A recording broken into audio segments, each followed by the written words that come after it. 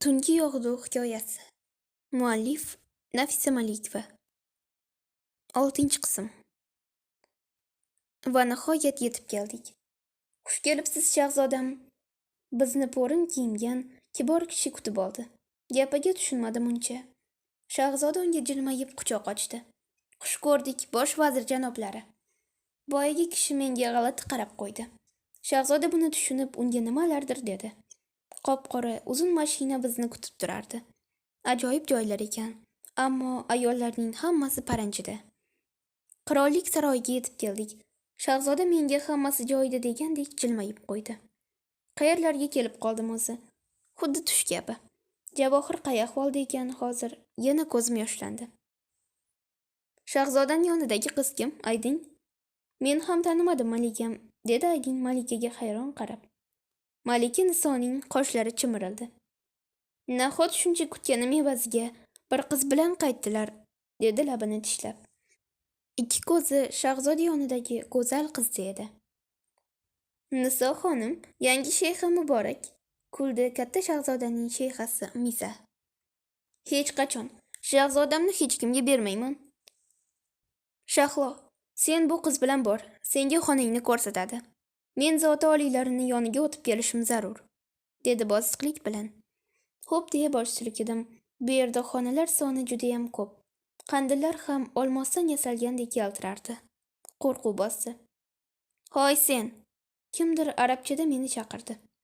Ortimga o'girilsam, yoshi 20 yoki undan balandroq bashang kiyingan qiz menga nafrat bilan boqib turardi. Tushunqiramay bosh silkidim. U yaqinimga keldi va har bir detalni ko'zdan qochirmaydigan detektivdek yuzimga sinchiklab tikildi. Undan yoqimli hid ufurardi. Aydin, dedi nozik ovozda. Uzoqroqdagi xizmatkor qiz chopib keldi. Qaysi tilda tushunadi? Bu alifdagi aytib qo'y. Bu yerda bunday kiyimda yurilmaydi va o'rnini ham ko'rsatib qo'y, dedi buyruq ohangida. Aydin meni qo'limdan tortqiladi. So'ng rus tilida gapira boshladi. Jonim sog' qolsin desang, Niso xonim bilan o'ynashma. U shahzodaning yoniga yo'laganini umrini xazon qilmay qo'ymaydi, dedi pichirlab. Shu yetmay turganda, axir bu yerga muammolarimdan qochib keluvdim. Yangisini qarshi olish uchun emas. U meni oddiyroq xonaga itarib yubordi. Hoy, sekinroq, dedim ruschada. U masxaromuz jilmaydi. Hali malikamiz boshingga soladigan kunlar oldida bunisi holva, dedi-da chiqib ketdi. Bu safar hech kim boshimga g'am sololmaydi. Shundoq ham ichim dardga to'la. Ko'zim xonada turgan noutbukka tushdi. Bu yerda har bir xonada bor shekilli. Sekin yoqdim. Qidiruvda Javohirning ism familiyasini terdim. Men armonga aylangan sevgilimning rasmlari kelib chiqdi. Va intervyu qo'ydim. Sevgiga qanday qaraysiz? Har holda bunday mashhur insonlarning ortida doim sevgilisi turadi, dedi jurnalist qiz uning yuziga tikilib turgancha. Javohirning yuzlariga g'am soya soldi. Bilasizmi, sevgiga ishonmayman, dedi g'amgin ovozda. Vujudim titrab ketdi. Men uning sevgiga bo'lgan ishonchini o'ldirdim. Notebookni yopib qo'yib, yig'lagancha gilamga o'tirdim. Aydin, labay malikam, shahzodamning she'rlari necha kun go'sht yemagan, dedi Niso xayoliga kelgan fikrdan quvonib. Bir hafta bo'ldi chamamda, malikam, dedi Aydin tushunmay. Menga qara. Hoy, yur ovqatga, dedi Aydin xonamga kirib. Istamayman, dedim ko'z yoshimni artib. Aydin kuldi. Och-nahor qolib ketmoqchimisan? Qayerda ovqatlanaman, dedim hayron bo'lib. Borsang ko'rasan, dedi Aydin sir boy bermay. Sekin o'rnimdan turdim. Ovqat yegim yo'q, ammo qornim juda ham och. Beixtiyor yana Javohirning yuzi ko'z oldimga keldi. Zo'rg'a nafas olardim. Qayoqqa? Dedim saroyning boshqa tarafiga o'tayotganimizni ko'rib. Ovqatni qirol oilasi bilan yemaysan-ku, dedi sovuq jilmayib. Alvasta, buncha sovuq bo'lmasa. Mana keldik, dedi bir xonani ko'rsatib. Nima? deya hayron bo'layotgandim, bir urinishda meni ichkariga turtib yubordi. Aydin! baqirdim. Uni kulgusi eshitildi. Ortimda nimadir o'kirdi. Qo'rquv bilan o'girilsam, sher menga qarab ko'zi yiltirab turardi. Yo'q, pichirladim. Sher esa meni o'ljasini kuzatayotgandek kuzatayotgandi. Qimirlamay turardim. Javohir aka! Beixtiyor uning ismini aytib yubordim. Xuddi menga kuch beradigandek qayta-qayta aytardim. Sher esa mendan ko'zini uzmasdi. So'ng men tomonga otildi. Sherning o'tkir tishini tanamda his qildim. Og'riq judayam dahshatli edi. Qiziq, Azroil jonimizni olayotganda ham shunday og'rirmikan? Eshik zarb bilan ochildi. O'qning gumburlagan ovozi quloqni larzaga keltirdi. Sher yerga quladi. Men ham. Shahlo! Dard to'la ovoz eshitildi. Afsus, bu ovoz men kutgan va sog'ingan ovoz emas. Shahzoda qo'rquv bilan meni dast ko'tarib oldi. Uni baquvvat qo'llarida hushdan ketdim. Izlar uncha chuqurmas, ammo ko'p qon yo'qotibdi, dedi qirollik shifokori Rizo bosh chayqab. Tuzalib ketadimi? Dedi shahzoda xavotir bilan. Ha, ammo iz qoladi tanada, dedi qizning yelkasidagi ulkan tish izlariga qarab. Doktor ketgach, shahzoda sekin o'tirib qizning mayin sochlarini siladi. Javohir, qizning lablari shu ismni aytib shivirladi. Shahzodaning qo'llari musht bo'lib tugildi. Ko'zlarimni xonada ochdim. Yelkam bog'langan, atrof qorong'ulashibdi. Suv ichkim kelardi. Ohista o'rnimdan turib tashqariga chiqmoqchi edim. Eshikdan sal narida turgan shahzoda va Nisoga ko'zim tushdi. Aftidan ular meni uyquda deb o'ylashayotgandi. Siz uni sevasiz, dedi alam bilan Niso. Nimalar deyapsan, Nisom? Unga shunchaki achinganim uchun olib keldim. Uni sevmayman, dedi shahzoda uni sochini silab. Unda nega bir yil yo'q bo'lib ketdingiz? Yana u qiz bilan qaytibsiz? Sen malikasan va uni o'zingga tenglashtirma, deya shahzoda uni mahkam quchdi. Ko'zim yoshlandi. Chindan ham men unga hech kimman. Javohirgagina qadrli malik edim, ammo uni tashlab ketdim. Sekin borib yana joyimga yotdim. Shahzodaning gaplari meni ko'zimni ochgandek bo'ldi. Biroz o'tib xonaga shahzoda kirib keldi. Ko'zlarimni yumib olgandim. Uning qo'llarini yuzimda sezdim. Seskandim. Ohista ko'zlarimni ochdim. U to'kurgandek qo'llarini tortdi. Yaxshimisan? Ko'zlarida xavotirli nigohni ko'rdim. Suv, dedim hijolat bo'lib. Uning boyagi gapi yodimga tushib, o'zimni bu yerda ortiqcha his qilardim. U xizmatkorni chaqirib suv olib keltirdi. Qaniydi shu payt Javohir bo'lsa. Qorning ochmasmi? Degan mehrli nigohlarini ko'rsam. Suvni ho'pladim. Ovqatlanganda tushamizmi? Dedi shahzoda menga savolomuz qarab. Niso xonimchi? U o'ng'aysizlandi. U ham tushadi. Xonamda yesam bo'lmaydimi? Dedim noiloj. Yo'q, sen haqingda hamma biladi. Bekinishing shart emas, dedi qat'iy ovozda. Xo'p, deya o'rnimdan turdim. Turayotib sillam qurigandan biroz boshim aylanib qoqilib ketdim. Shahzoda meni tutib qoldi. Ko'zlarimiz to'qnashdi. Uning nigohlarida tushunib bo'lmas hislarni ko'rdim. Xizmatkor chaqirib qolmaganda ancha payt shunday turardi. Shahzoda meni qo'yib yubordi. Hamma sizni kutmoqda. Shahzoda menga liboslar olib keltirib qo'ygan ekan. Ichidan o'zimga yoqqanini tanlab kiydim. Ro'molni ajoyib turban shaklida o'radim. Nafis, sharqona go'zallik aks etdi. Zinalardan tushib borarkanman, butun qirollik oila a'zolarining nigohi menga qadaldi. Shahzoda esa mamnun qiyofada mendan ko'zini uzmasdi. Faqat Nisoni ko'zlari menga teshib yuborgudek qarardi. "O, akam olib kelgan sharq go'zali senmisan?" dedi xushchaqchaq ovozda shahzodaga bir tomchi suvdek o'xshaydigan chiroyli qiz. Aftidan uni singlisi shekilli. Uni gaplaridan hijolat bo'ldim. "Kel, meni yonimga o'tir", deya yoniga o'tqizdirdi. Qirol menga boshdan oyoq razm solib qo'ydi. "Aka, qarshimasmisiz?" Rus tilida ravon so'zlardi. Shahzoda mendan nigohini uzmay, singlisiga jilmaydi. "Akam sen haqingda aytgandi", dedi pichirlab. Akam hech qachon ayollar borasida bunchalik iliq fikr yuritmagan. "Menimcha u Nisoni sevadi", dedim ko'zlari o'qdek botayotgan Nisoga qarab qo'yarkanman. Niso shunchaki siyosiy kelishuv mahsuli. Akam mehribon bo'lgani uchun uni ko'ngliga qarab keladi. deya telefonini ko'rsatdi. Yaqinda chet ellik mehmonlar keladi. Sening yurtingdan ham kelishadi menimcha. O'zbeklar ham juda chiroyli-a, dedi telefondan ko'z uzmay. Nigohim odamlar orasida turgan Javohirga tushdi.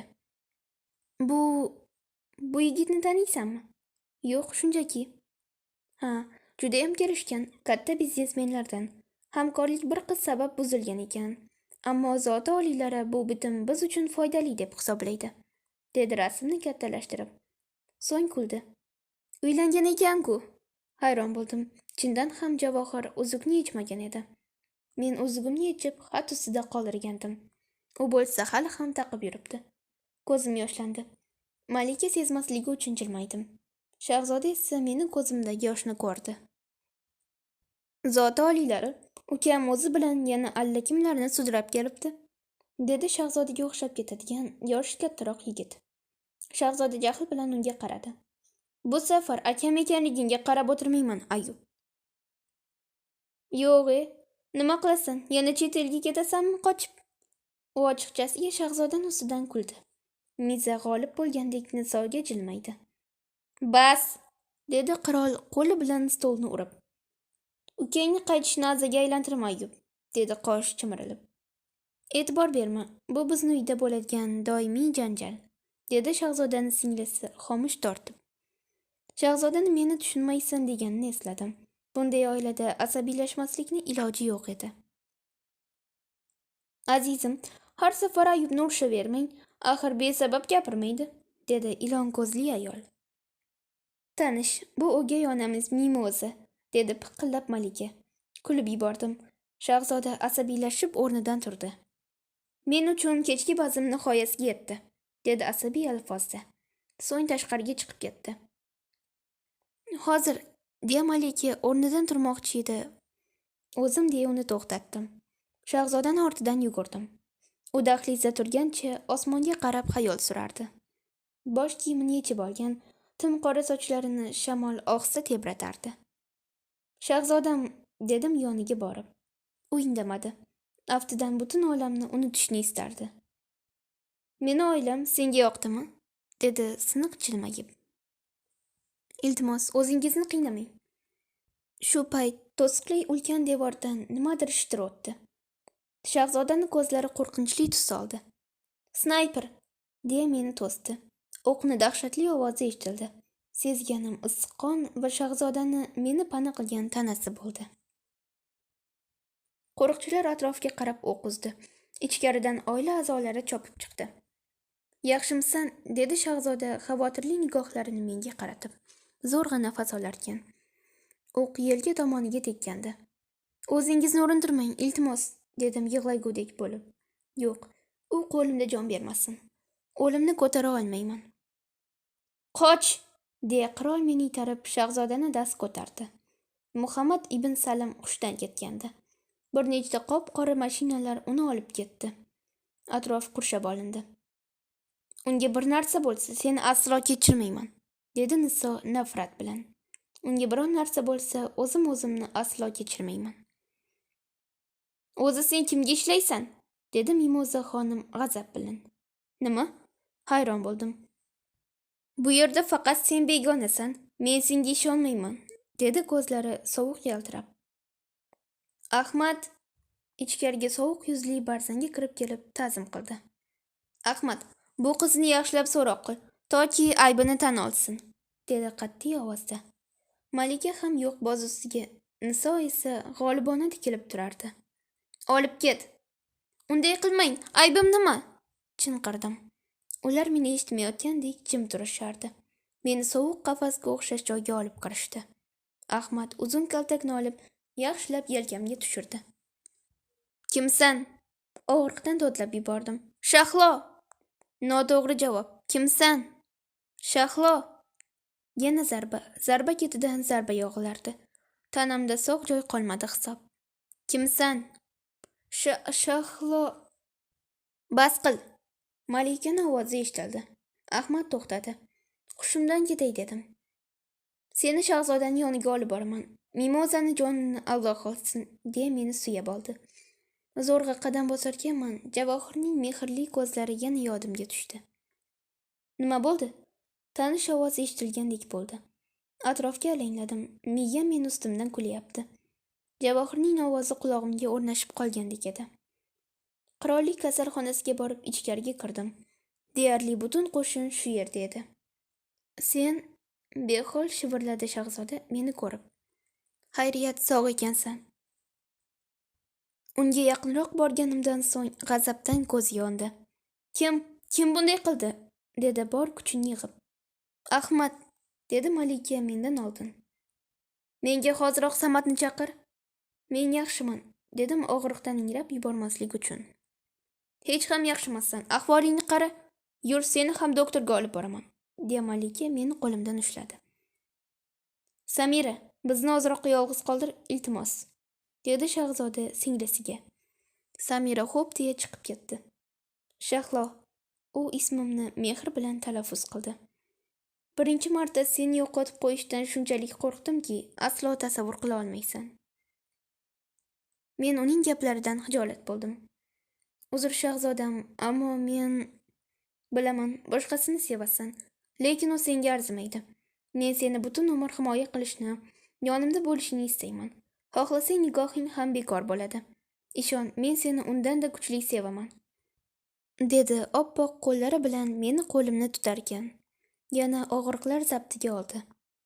Men javobingni bir haftadan keyin bazmda aytasan, dedi qat'iy. Ketishing mumkin. Xavotir olma. Ahmadni boshiga itni kunini solaman. Xonaga Samat kirib keldi. Men esa o'rnimdan qo'zg'algancha sekin yurib chiqib ketdim. Malika meni doktorga olib kirdi, majburlab. Bir hafta shahzoda va men uchun davolanish bilan o'tdi. Qotil kimligi aniqmasligi uchun ehtiyot choralari kuchaytirilgandi. Chet ellik hamkorlar va siyosiy qabullar kuni ham keldi. Nima, bazmga shunday bormoqchimisan? Dedi Malika meni shumshayib o'tirganimni ko'rib.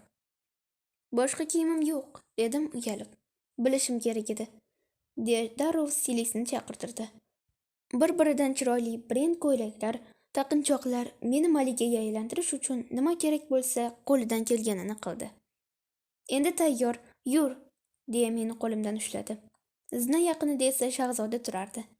Menga maftun bo'lgancha qarab turarkan, takalluf bilan qo'lini tutdi. Mana sizga Malika, deya Samira qo'limni uni qo'liga tutqazdi. Odam juda ham ko'pligi uchun hayajonlanayotgandim. Zinadan birgalikda tusharkanmiz, bizni tinimsiz suratga olishardi. Hammasi joyidami? Dedi shahzoda menga jilmayib. Aldashga majbur bo'ldim. Pastga tushib, birma-bir siyosiy mehmonlar bilan so'rashi boshladi. Ko'pchilik arab erkaklari libosida tashrif buyurgandi. Belimdan kimdir kuch bilan chekkaga tortdi va tanamni o'ziga o'girdi. Ko'zim men sog'ingan va kutgan chehraga tushib yoshlandi. Siz bu yerda... Uni to'q jigarrang sochlari chiroq nurida ajib tovlanardi. Unga monand libos, shayxlardek kiyinib olgan Javohir menga g'azab bilan qarab turardi. Meni o'ziga yanada yaqinlashtirdi. Omma e'tiborini tortmaslik uchun iloji boricha xotirjamlik bilan seni va shahzodangni o'ldirib qo'ymasligim uchun menga sabab keltir, iltimos, dedi ko'zlari sog'inch va nafrat qorishib boqarkan. Uni bag'riga o'zimni otishdan zo'rg'a tiyib turardim. U qo'li bilan ushlab turgan bilagim olov bo'lib yonardi. Naqadar qadrdon taft. Ijro etuvchi Nigora Alisherova. Davomi bor.